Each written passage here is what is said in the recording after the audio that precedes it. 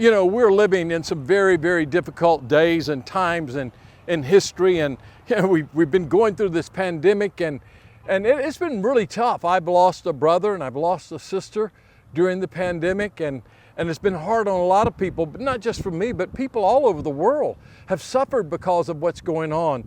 And you say, Sammy, what can we do in the midst of this? And to be honest with you, I don't know everything, and I don't think that anyone else knows everything.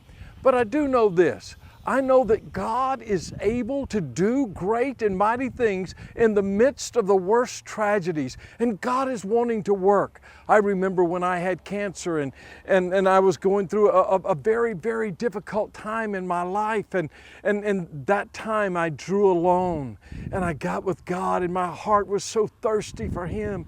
And Jesus said, "Blessed are those who hunger and thirst for righteousness, for they shall be filled."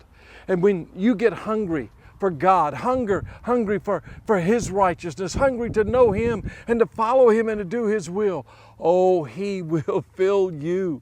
And I tell you, the greatest times of the presence of God, the greatest moments of revival have come in those times of desperation, in those times of hunger and thirst.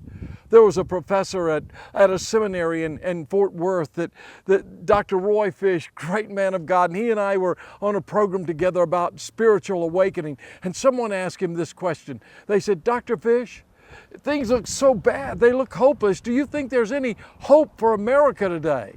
And I'll never forget what he said. You see, Dr. Fish looked at that young man who asked that question, and he said, "There is only one hope, and that is that we are hopeless." You see, when we are hopeless, then our only hope is to look up, and that's where our hope really is. Yes, it's Christ in you, the hope of glory. On the darkest days, the brightest lights shine for the glory of God. And when darkness comes into your life, when darkness comes into your community, when darkness comes into a nation, that's the moment that the light that God has placed in you, Christ in you, the hope of glory, that's when that light can shine. That's when revival can come. That's when God can do great and mighty things.